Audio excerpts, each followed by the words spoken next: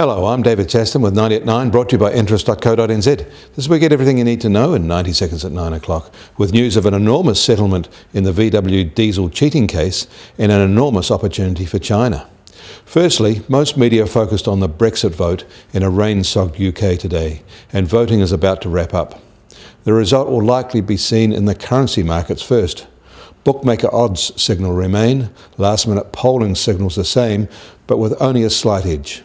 In the end, it could turn out to depend on how voters turn out in the bad weather, which especially affect Remain strongholds in London. That the weather could decide the election is very English. But in the end, no matter what they decide, it will have little or no lasting impact on New Zealand, or maybe no impact at all. What will have an impact here is what is happening to our trading partners in the Pacific. In the US, the number of Americans filing for jobless benefits fell last week to near a 43-year low.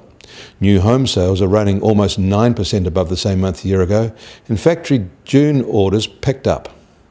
The same factory data does not look so good for Japan, but it's quite positive for Europe, which reached a 6-month high.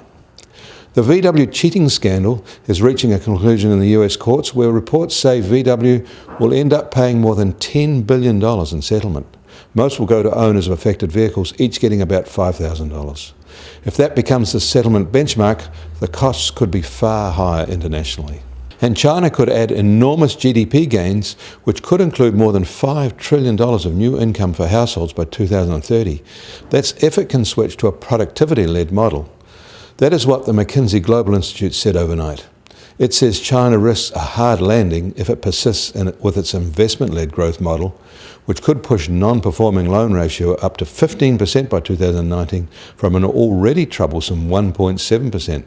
In New York, the benchmark US Treasury 10-year yield has extended its rises, and this morning is up a further 3 basis points to 1.73%. The oil price is also up marginally. The US benchmark is now just under $50 a barrel, and the Brent benchmark is just over $50 a barrel.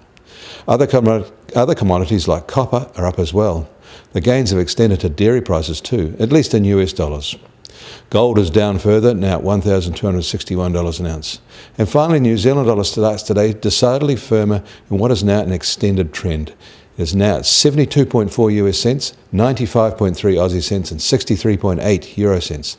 The TWI is at 75.2. I'm David Chaston. That was 90 at 9, brought to you by interest.co.nz.